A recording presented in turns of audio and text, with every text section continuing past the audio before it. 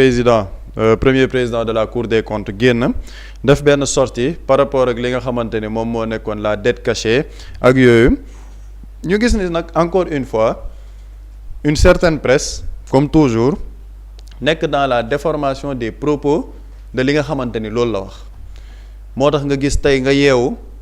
am ci ay journaux tappalekat naan Macky Sall a été réhabilité, la gouvernance de Macky Sall plébiscitée à l'international, parce que le premier président de la Cour des comptes, qu'est-ce qu'il a dit?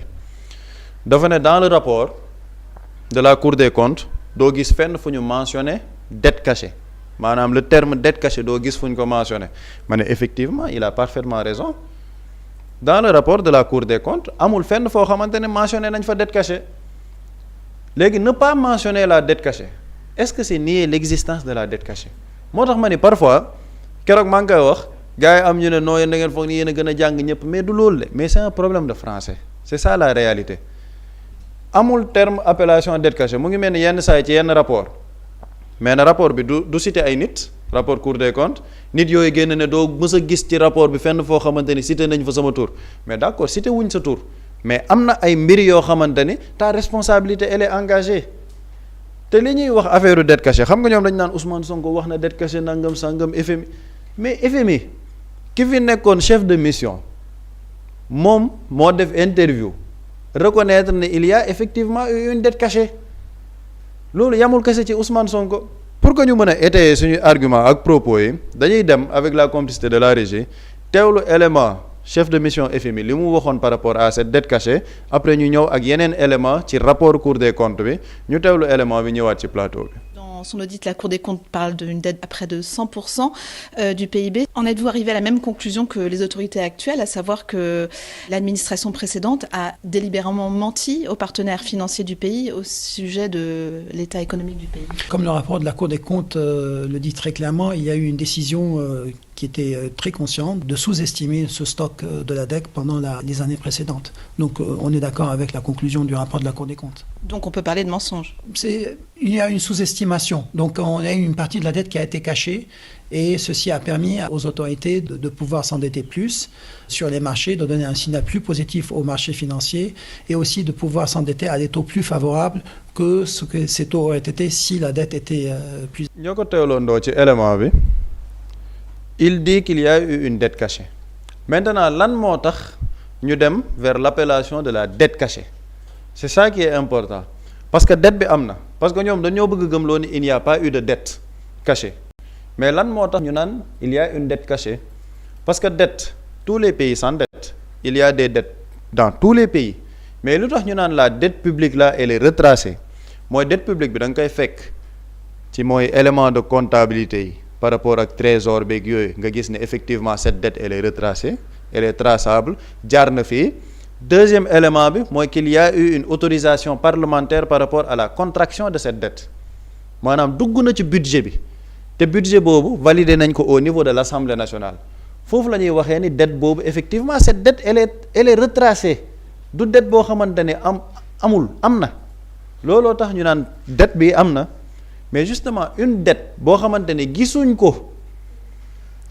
ci compte trésor public yi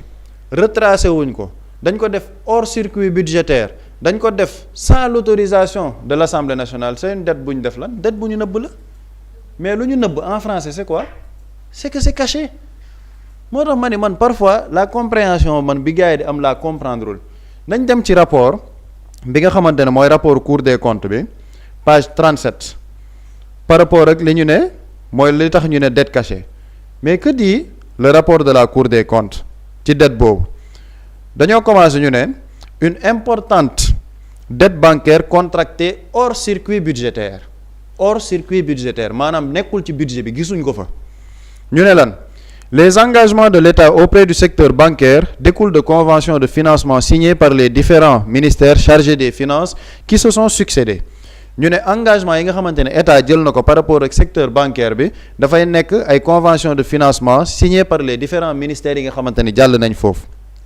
ñu ne ces engagements sont contractés en dehors de l'autorisation parlementaire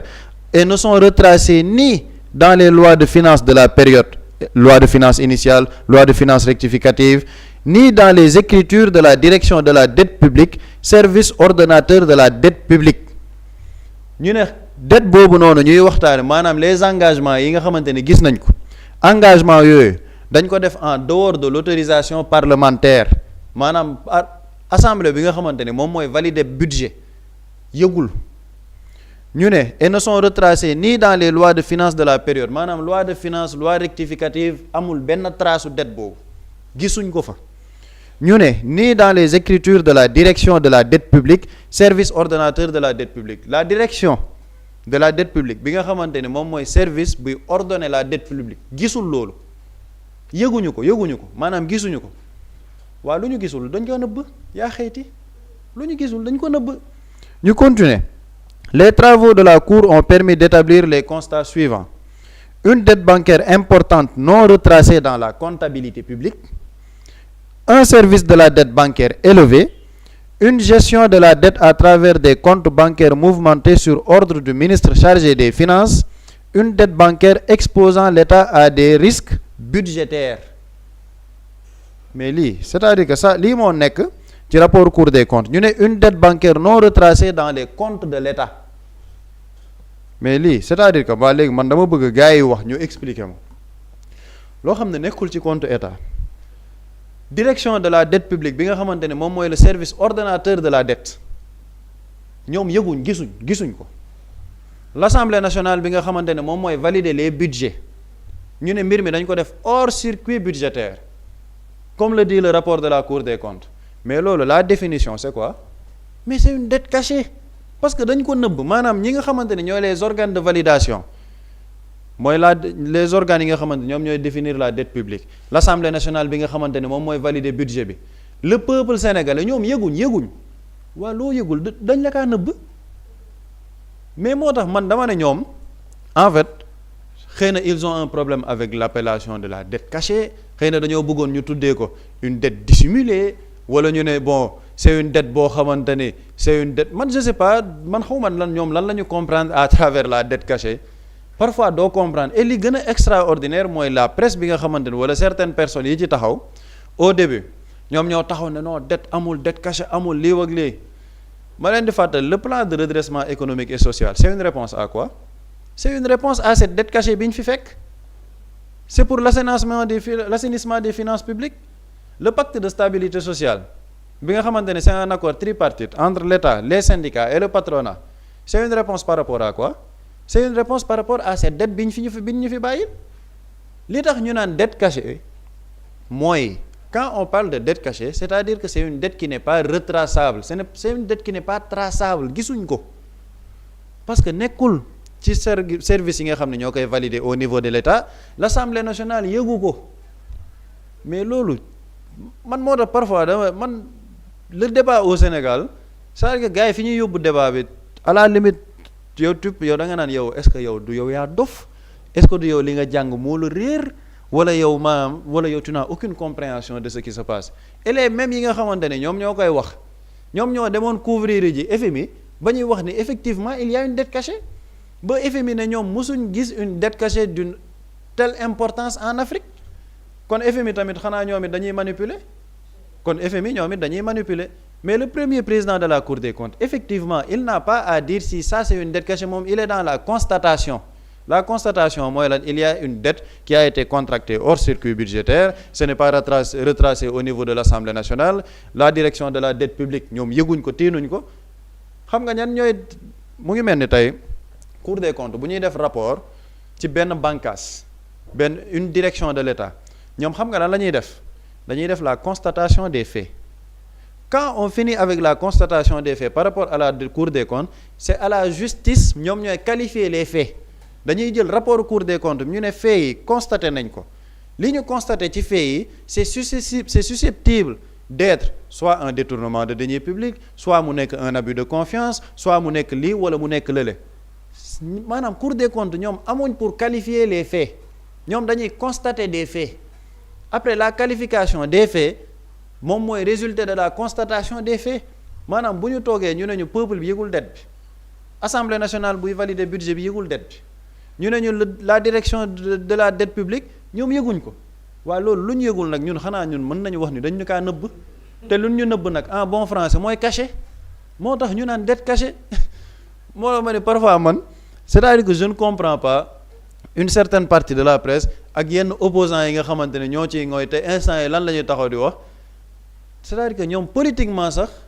li ñuy def c'est indécent li tax c'est indécent parce que dañuy jël une personne qui est décédée bëgg ko indiwaat ci terrain politique bi ay waaw aujourd'hui nit kii nii maanaam yàlla jox na ko dëgg nangam sàng et puis li ñuy wax le président de la République monsieur Bassirou Diomaye Faye moom moo toog moom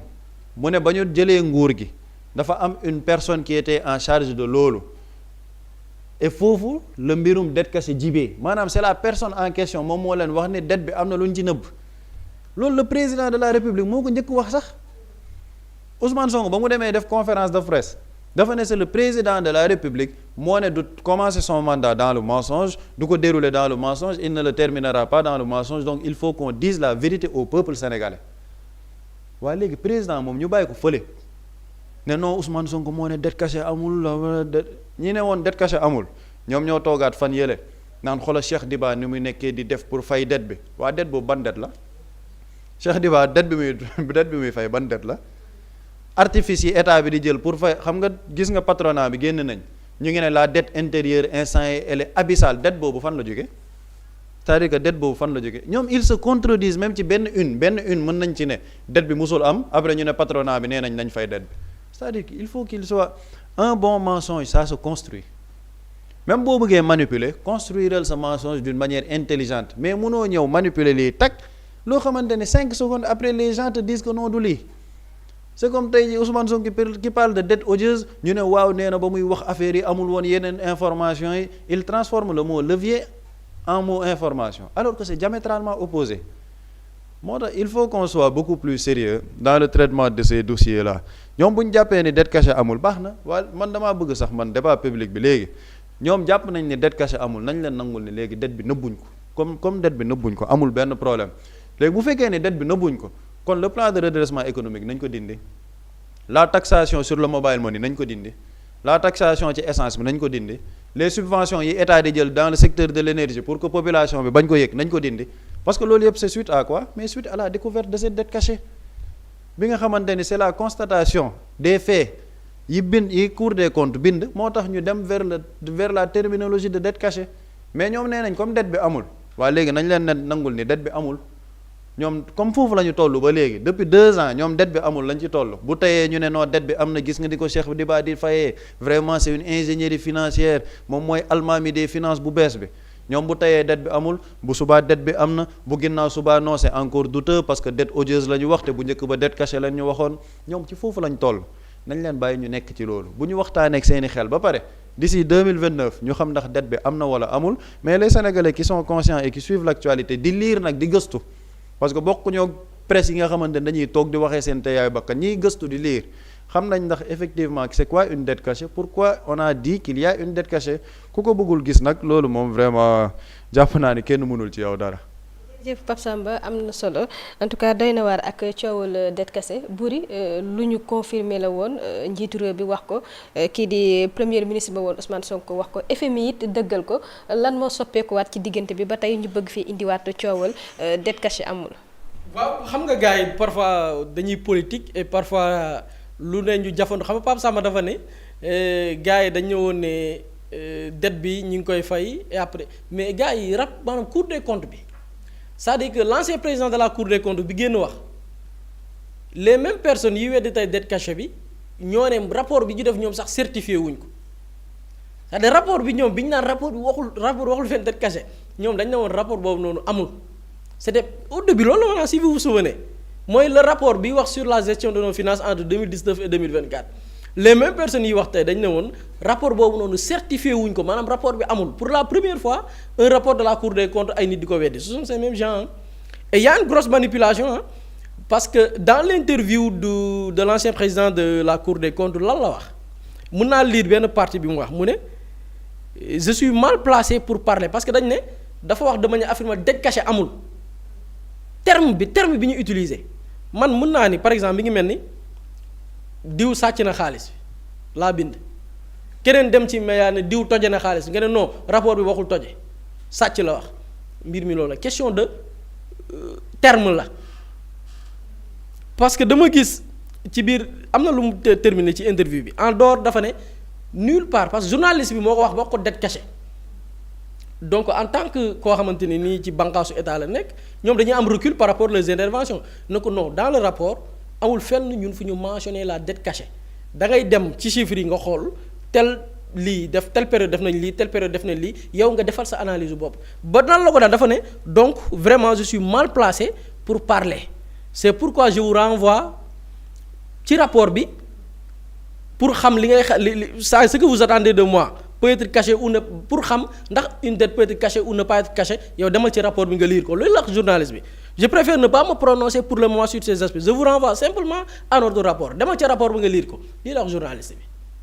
déjà même dans les propos ak ni ko nit ñi présenté et man li ma ci gën a choqué mooy li Pape Samba wax dañuy gis journal bu xëy ne diw blanchi diw xaw ma dem si yàlla diw yoon man c'est-à-dire que et puis da nga effectivement dama ne xam nga problème la question de synonyme la mi ngi mel ne ma ne diw ma bind ci këyit ne diw sàcc nañ xaalis bi yow nga man en tant que média tey par exemple je donne un exemple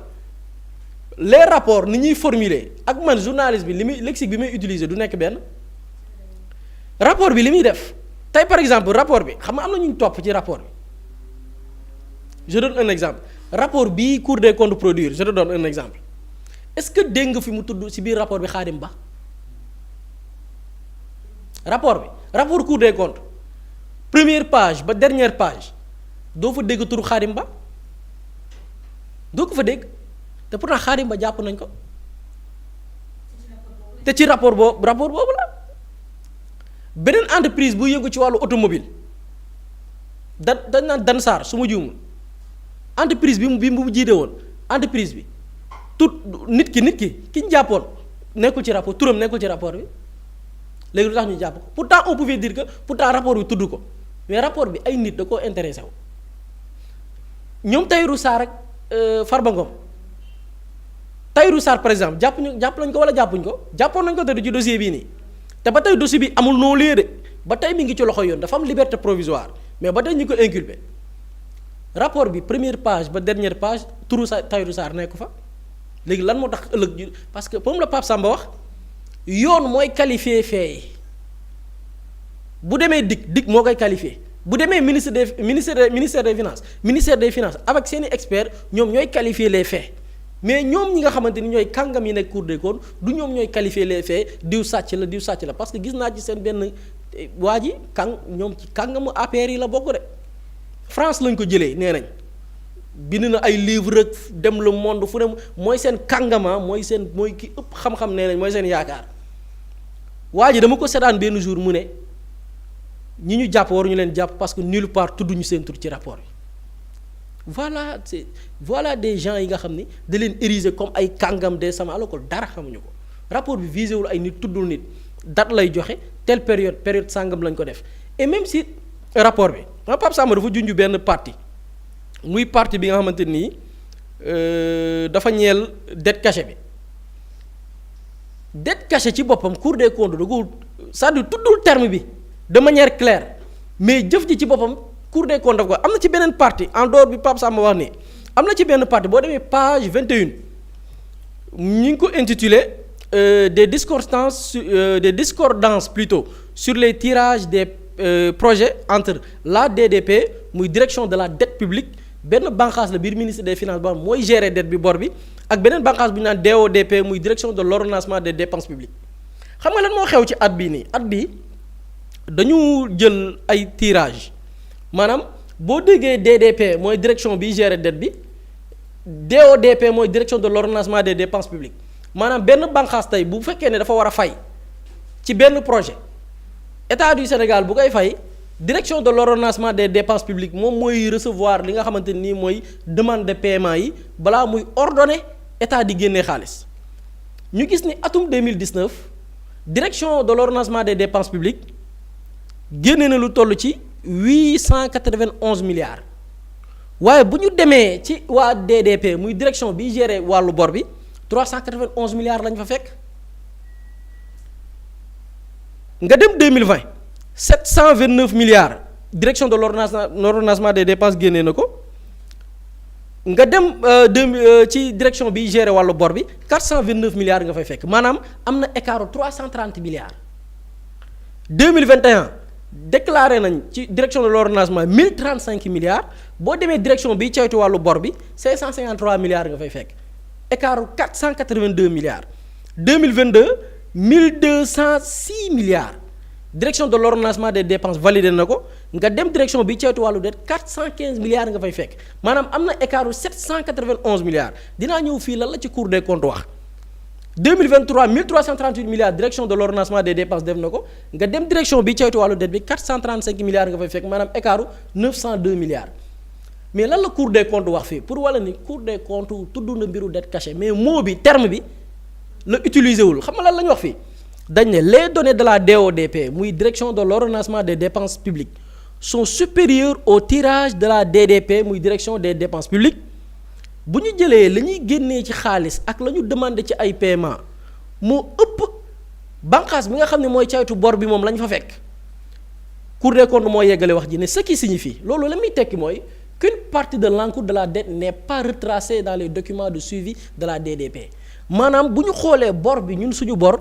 retracé wuñ ko maanaam fekkuñ ko ci documents yi nga xamante ni nii ñoom waa direction de la dette publique ñoom moom la ñu war a yor maanaam dañ leen ko nëbb da ngay dem ci page boobu noonu xam nga nan la demee nan lañ ko nëbbee Cour des comptes mooy wax de dafa ne ci biir rapport bi la DODP transmet à la DDP à fréquence trimestrielle maanaam direction bi ordonné dépenses publiques yi chaque ñetti weer dafa war di jébbal direction bi ceytu wàllu dette bi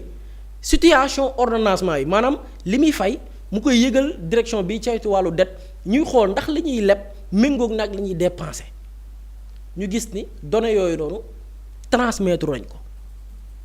c'est-à-dire que am na ci yenn données yoo xamante nii ordonné nañ ko ci ay dépenses yoo xam ni retracé wuñ ko boo demee direction bi ceytu wàllu dette c'est loolu li muy tekki mooy direction bi ceytu wàllu dette moom yëgul xam nga lan ma ko waral état bu Sénégal mooy dem ci benn banque buñ naan mun naa ko bañ a lire Afrexim Bank am na benn banque bu naan Afrexim Bank su ma juuma ci terminologie ci dénomination bi benn banque la bu ñëw établir ici au Sénégal nguuru Macky Sall dem fa leb fa xaalis ba mu koy leb xaalis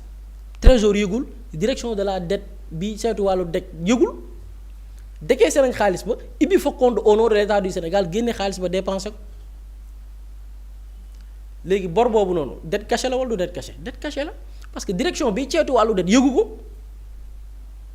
c'est-à-dire que c'est un faux débat mais aussi une manipulation moo xamante nii gars yi ñu ngi koy entretenir te man gëm naa ne ñoo ko tay ci tappale rek la ñu nekk ñoom ñoo gën a xam ne bor bi gars yi dañ ko leb sàkkal ko pexe ma joxaat la beneen exemple dossier bi ñuy tudd Seydou Kane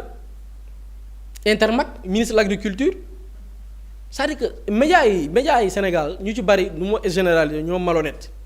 te di média malhonnête bor boobu noonu bi ministre de l'agriculture bi gars yi di tuumaal Mabouba Diagne boobu dette cachée la parce que dañoo dem leb plus de 100 milliards ne dañuy jëndal baykat yi ay tracteurs pour dimbali leen ci seen wàllu mbay ibbi benn banque ñu dem dafa ibbi compte di verser pour mën a am matériel agricole yooyu noonu bi ñu koy leb ministre des finances bi ñu jëlee marché bi yóbbu ko DCMP sans appel d'offre DCMP dafa saisir Abdoulaye Daouda Diallo ne ko bor bi est-ce que am na couverture budgétaire maanaam bu ñu ne couverture budgétaire mooy bor bi est-ce que yëgal ngeen ko assemblée nationale ba assemblée nationale joxe son autorisation Abdoulaye Daouda Diallo def une attestation de couverture budgétaire ne wëy bor bi assemblée couvrir na ko ñi nekkoon député jamono yooyu noonu ba nii may wax yow kenn mësu koo teg bët kenn yëgu ko maanaam ñoom ñoo dem Seydou Kane moo dem Espagne gisee ko waa banque Santander ñu wut benn entreprise bu ñu naan Intermac comme dossier Azer bien aw paaw Intermac ñu jox ko marché bi espagnol Seydou Kane nekk sous-traitant ñu jël xaalis bi lépp ko au nom du Sénégal yëguluñ ko assemblée nationale xam nga marché boobu noonu bu ko assemblée yëgoon xëy na peut-être mën naa taxaw ne lii du jàll pourquoi parce que est-ce que def nañ les études qu'il faut defuñu étudier est-ce que matériel la dëppoo na ak li baykat yi bëgg defuñu étudier te pourtant bu jaaroon assemblée peut-être l'assemblée va poser des tas de questions loolu dette cachée la Abdoulaye Daouda Diallo moo ko def léegi ñu ne ni léegi dette cachée amul léegi da ngay gis pourquoi les gens puissent comprendre malhonnêteté bi nekk ci yenn médias yi mooy par exemple ce dossier là xam nga loolu c'est flagrant dette cachée boobu noonu lan la jur dette cachée boobu noonu moo waral par exemple un Seydou Kane recevoir xaalis di viréel jabaram di viréel ay doomam yoo xam ne ay mineurs lañ di viréel chauffeur am di viréel un ancien international dette cachée parce que y a la dette cachée procédure bi ñu waroon jaar yëpp dara sérieuse ci moo waral cette dette cachée nga gis presse bi pour que les gens puissent comprendre presse bi ni ñu malhonnêteté au lieu que ñu wax ci njombe gu rëy googu noonu ñu ñëw ne Mabouba Diagne épinglé par le rapport de la Cour des comptes c'est des gens yuy fexe wëlbati l'histoire c'est-à-dire que fekk loo xamante ni nii dafa leer naññ ñu jël ko pervertir ko tëggee ko noo xamante nii mais ki xamul dafay jàpp ni kon lii nangam fekk demeewu ni média moo demee noonu et surtout que actuellement nag malheureusement tey y a une propagande massive te pare guñ de fii ba laax 2029 médias yi du ñu bàyyi ci tappale la ñuy nekk suba ngoon guddeeg bëccëg da ngay xool même seeni indignation sax c'est des indignations sélectives nit bu wax ay bal médias yi duñ ci wax mais pour benn simple loo xamante ni ay waxi mbedd la médias yi jël ko def ko à la une amuñu fulla c'est-à-dire que c'est des mais malheureusement boo xëyee tey di xool les journaux gis ay 40 journaux te wóor na ni yow Aminata gisoo kuy jënd journal yi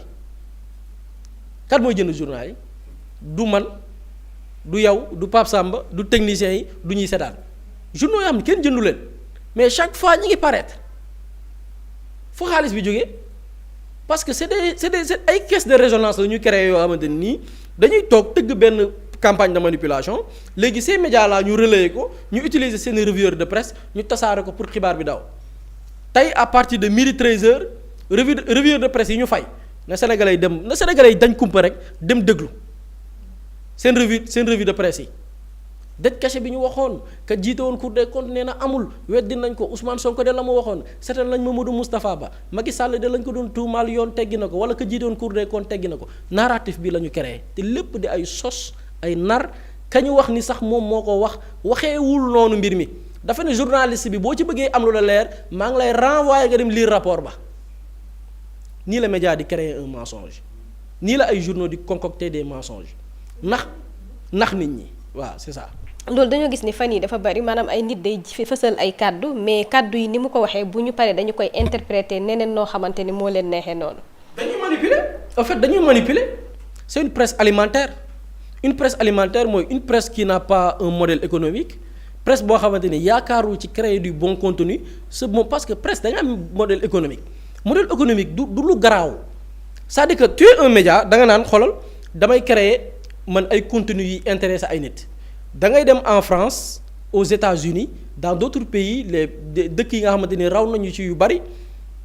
da ngay gis koo xam dafa créer média xam nga lan mooy modèle économique am je crée du bon contenu mais le contenu est payant maanaam ki ko bëgg a lire dafay fay soxlawuma publicité sax far mais kiy lire xam na ni il aura du bon contenu dafay fay et pourtant les gens achètent dañuy jënd parce que dañuy xam ni kii dafay produire du bon contenu donc loolu c'est un modèle économique. wala nit de je vais créer du bon contenu boo xam ni dina attirer des millions de followers ou bien audience boobu noonu ma jàllale ci di ci defar des publicités parce que audience bi seetaan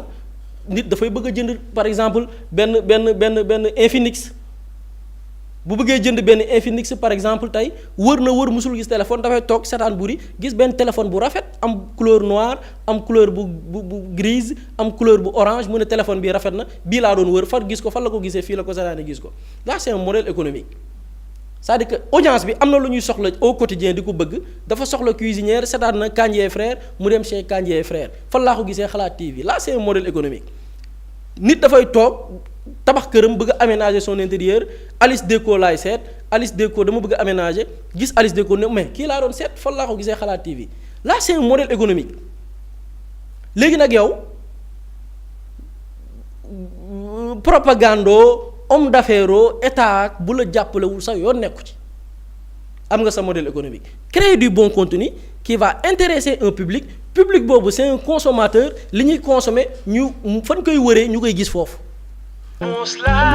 Muslay Immo Sénégal moo ñëw taxawu leen indi ay saafara ci jafe-jafe yi ngeen di dund ci wàllum immobilier yow mi bëgg a jënd terrain yow mi bëgg a jënd kër wala tabax jokkool ak Muslay Immo da nga am sa kër bëgg ku la ko terrasseel wala nga am sa tool bëgg ku la ko lotiseel defal la ko ay terrain Muslay Immo daf leen koy jàppandil gunge leen ci anam gu mucc ayib ku am sa kër itam te nekkoo ci biir réew mi bëgg ku la ko toppatool gérer la ko Muslay Immo moo ci gën a gaaw gën ci wóor yow mi bëgg a defaraat sa kër wala nga bëgg a tuxu te bëgg ku la ko nettoyer ba sax nga bëgg a defar plan architecte plan béton armé wala nga soxla ay conseil ci wàllum immobilier contactel Muslay Immo Sénégal ci 77 887 25 13 77 887 25 13 man ngeen itam abonné ci seen YouTube bi di Muslay Immo Sénégal ngir yeneen di xibaar ak Muslay Immo Sénégal jaaxle jeex na ci wàllum dëkkuwaay. Quand l'immobilier devient une évidence, contactez-nous.